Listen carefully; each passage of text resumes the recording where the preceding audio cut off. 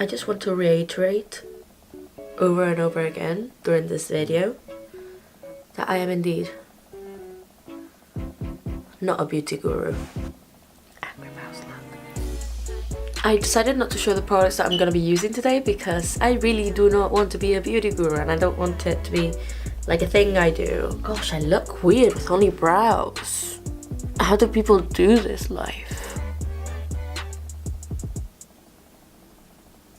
Back to business.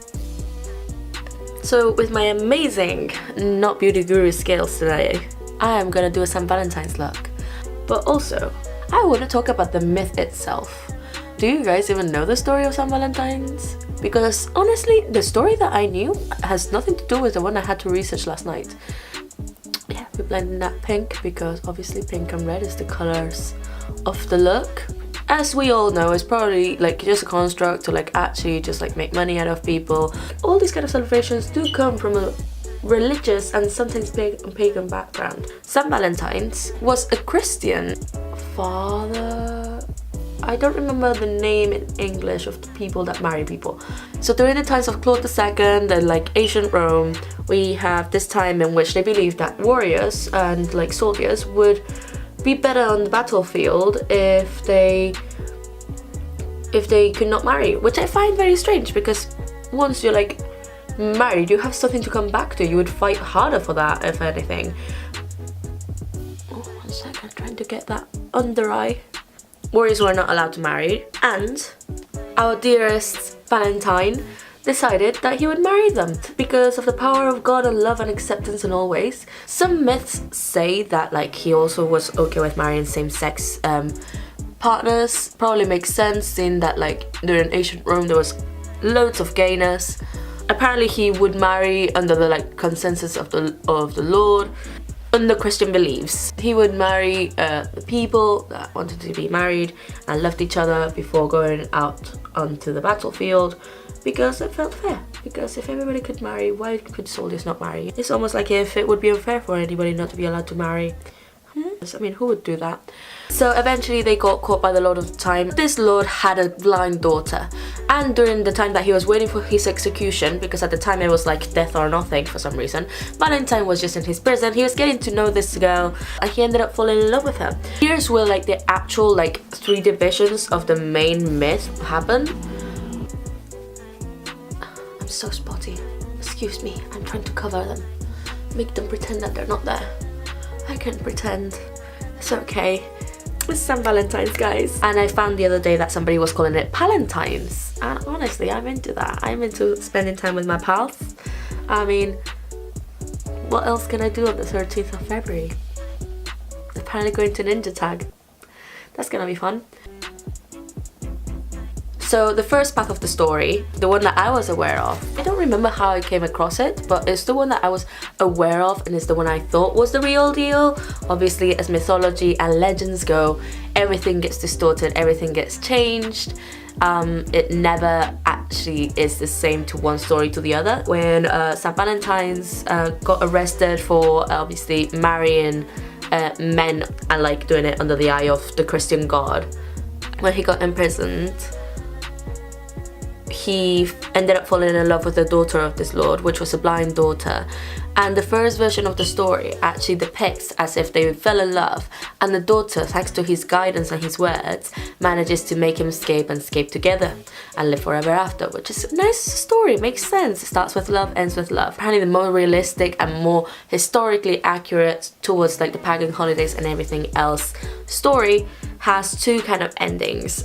He does fall in love with the daughter during the time that he's imprisoned. In the first story, he cures the eyes of the daughter, and that's the reason why he gets imprisoned. They cannot believe that they're spreading the wrong faith. They still sent him to death even after teaching the blind daughter how to read after giving her sight back, which pretty much was like a depiction of like how sovereignty ruled in the land and how people were not accepting of the Christian religion at the time. Then we have the third version. He does fall in love with a girl while he is imprisoned. She is still blinded, and at one point before his execution, with praying to God that she can see him before he goes, he gives her a little note you know, like when you pass notes in class. He passed her a little note, and this little note just brought her view back, and she was able to read it, because for some reason a blind person would know how to read. And the note was signed, "Your Valentine."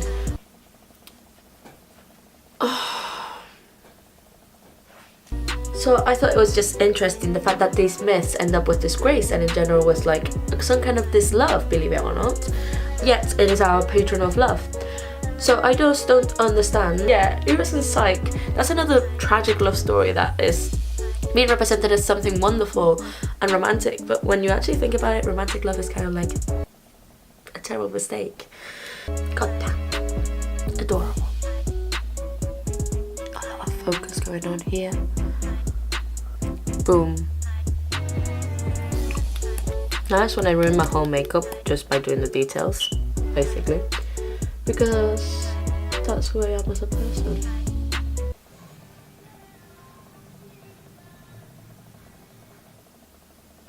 I forgot what I was talking about, and I'm too afraid to check now. Point is, I'm gonna go do my hair. Let's do a little review before that. St. Valentine's is actually a Christian myth. St. Valentine's was an outlaw, technically, because he was marrying people under the will of the Christian God. He was marrying people because they were soldiers. For some reason, soldiers were buried in the war if they were not married, which I find stupid, because if you have something to return to and you have something to lose, if anything, you fight harder. Okay. It's not like if I support war anyway. First version, they live forever, happy ever after. You know, it's a myth. They don't really give you the after part of it. Second version, she does learn how to see, but he gets killed anyway. And third version, she learns how to see when he's already dead. Love is tragic. Now that I look like a clown, that's how I explain this myth now, and we actually did a whole recap that was completely necessary, but it's okay because you clicked on this video. It's your own fault. I curled my hair. It looks cute.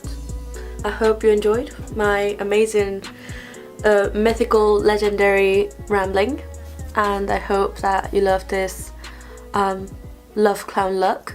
I have a box full of lipsticks. I have a problem. Not a beauty guru. Is this too orange? This is too orange. No! I'm gonna go for this instead.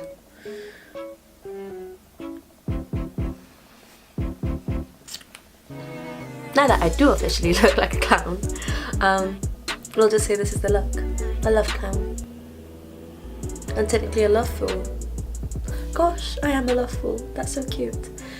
So yeah, I thought this would be a fun, interesting video because I love talking about stories that have been built through us, mythology, and generally just putting makeup on, so it's a win-win situation if that's what you enjoy watching. If you want to watch me ramble a bit more in the future, put on some different faces that are not as extreme as this one. The shoulder thing, have you noticed that? Like everybody does the shoulder thing. Oh yes, fashion baby.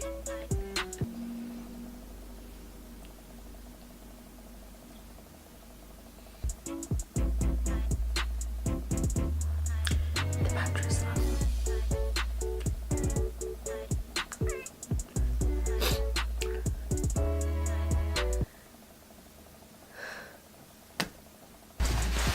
You will be my Valentine, won't you, pumpkin? Am I being rejected right now? Thanks for that. Pumpkin. Will my cat love me? That's a real question. All